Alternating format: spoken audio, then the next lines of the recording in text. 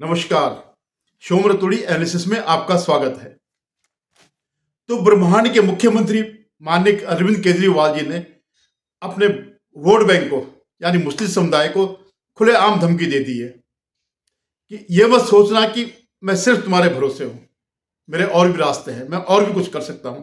और उन्होंने जो है वो धमकी कैसे दी, वो उन्होंने एक पत्र जारी किया आरएसएस के प्रमुख मोहन भागवत को। तो उसका मतलब यह है कि उनका कहने का मतलब यह है कि मेरी पहुंच जो है पूरे हिंदू समाज तक है। जो जिनसे तुम खौफ खाते हो, मैं चाहूं तो उनसे भी समर्थन ले सकता हूं। हालांकि मोहन भागवत उनको जानते हैं या नहीं जानते, या कभी, क्योंकि वो चिट्ठियां लिखते रहते हैं, इससे पहले भी कई बार लिखी, तो उनके पास गई भी या नहीं भी गई, या कभी देखा भी, उन्होंने देखा भी नहीं होगा। तो उन्होंने जो ये सब किया सिर्फ उन लोगों को धमकाने के लिए कि मैं सिर्फ तुम्हारे भरोसे नहीं बैठा हूं, मैं चाहूं तो हिंदुओं से भी वोट ले सकता हूं।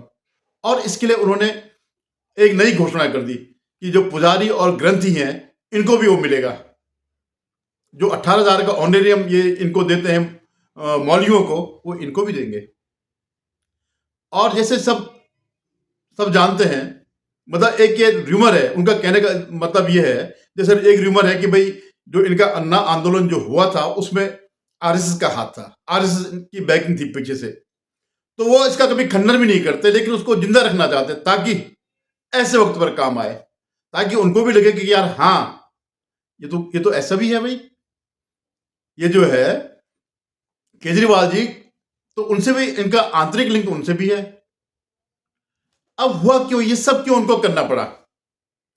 उसके पीछे कारण क्या है? जब से कुछ समय से मुस्लिम वोट बैंक शिफ्ट हुआ कांग्रेस की तरफ से, कांग्रेस की तरफ, पूरे और लगभग पूरे ऑल इंडिया में जो है ये स्थिति है, चाहे कर्नाटक हो, तेलंगाना हो, जहां की ये मुस्लिम वोट बैंक के ध्रुवीकरण से ये जीत गए, या राजस्थान में कहीं जहां जहां बीच में कहीं जीते, या उत्तर प्रदेश में। उत्तर प्रदेश में भी जब अखिलेश को लगा कि ये तो मुस्लिम सारा इनकी तरफ शिफ्ट हो रहा, तो अल्टीमेटली जो लोकसभा के जो चुनाव हुए उसमें उन्होंने जो है शेयरिंग की, भागीदारी की, कांग्रेस के साथ गठबंधन किया।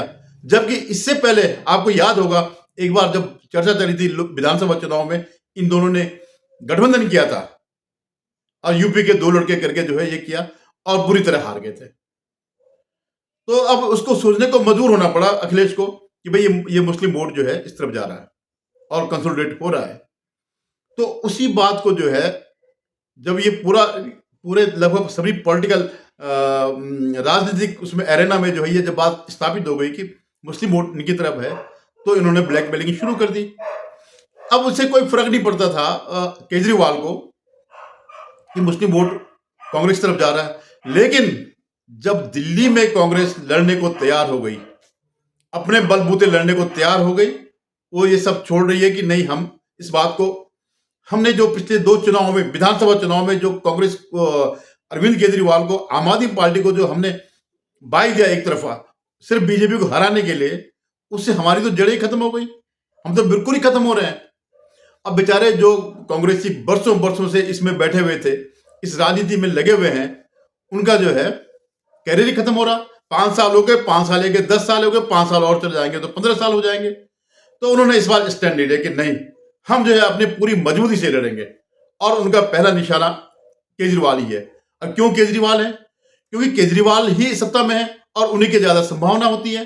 जहां अगर ये एक मुश्त वोट अगर ये चले गया और कांग्रेस का जो है वोट चले जाएगा, तो नेचुरली 52-54% करीबन पिछले चुनाव में इनको मिले थे।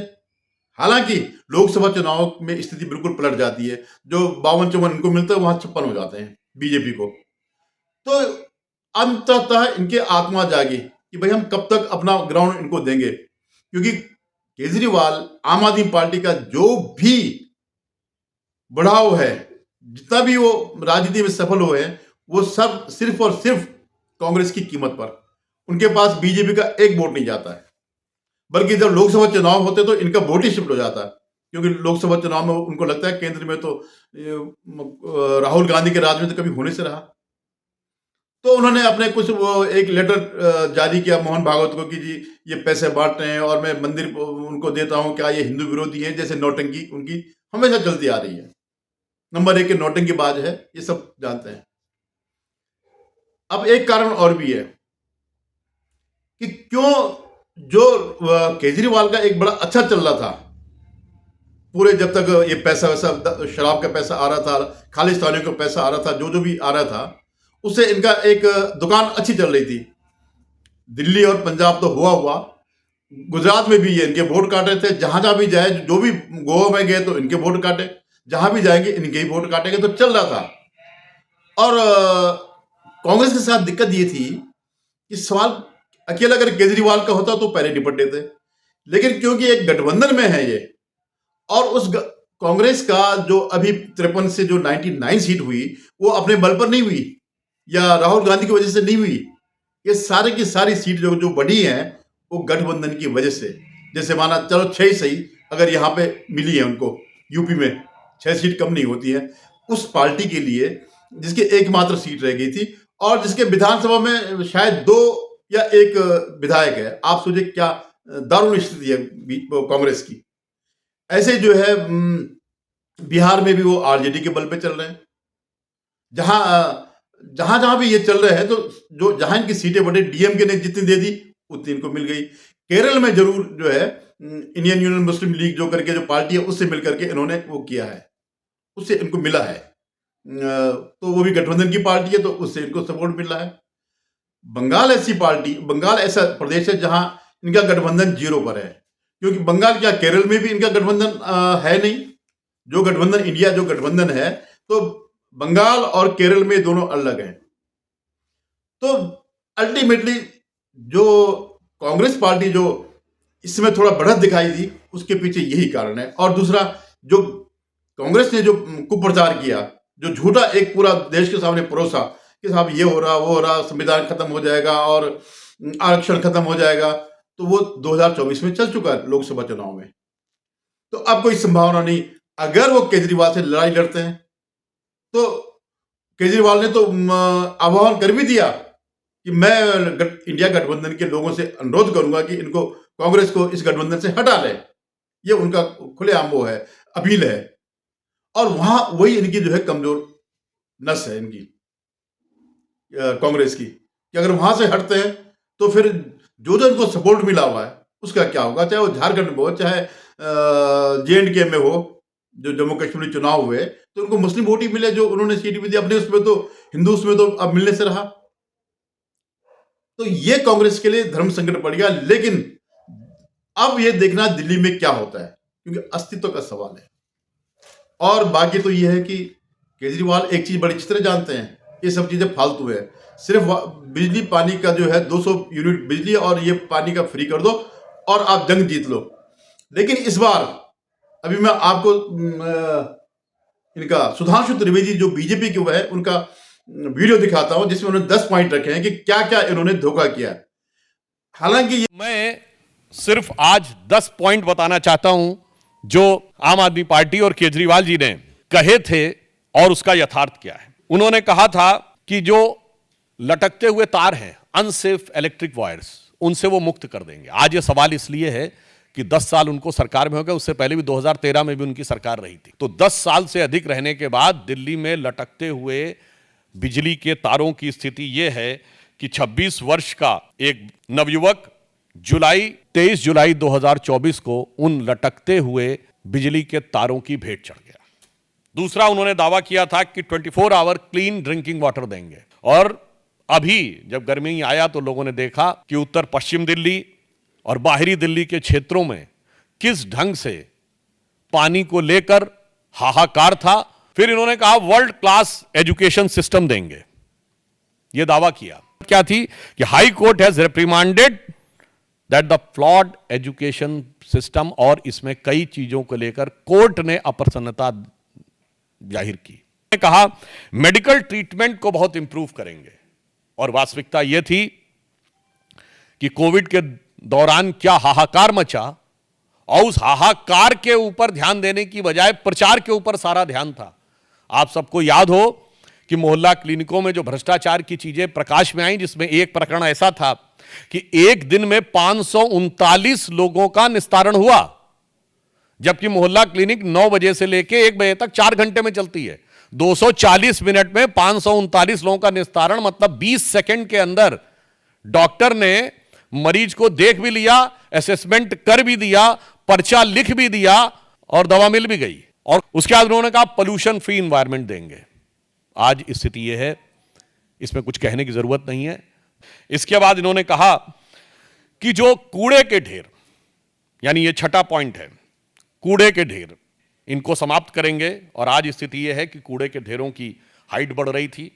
कुतुब मीनार से कुछ मीटर की दूरी के ऊपर, कुछ थोड़ी दूरी के ऊपर जो कूड़े का ढेर है उसकी हाइट, ऐसा समाचारों में आया कि 8 मीटर तक बढ़ गई है। 7वां दावा, दिल्ली महिलाओं के लिए सुरक्षित बनाएंगे। और भारत के इतिहास का इकलौता उदाहरण, जहां किसी भी सरकार के मुख्यमंत्री आवास में उसी पार्टी की महिला सांसद की पिटाई की गई और आरोप लगा मुख्यमंत्री के ओएसडी पर। पूरे भारत में ऐसा उदाहरण नहीं मिलेगा।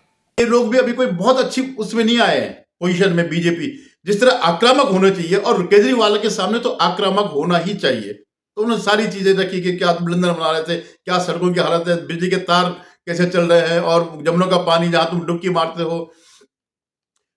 इसमें केजरीवाल को कोई फर्क नहीं पड़ता, क्योंकि वोटर का कोई लेना देना ही नहीं इन चीज से। जो जिसको वो 200 वो देते हैं और छोटा मोटा काम धंधा वो कराते हैं।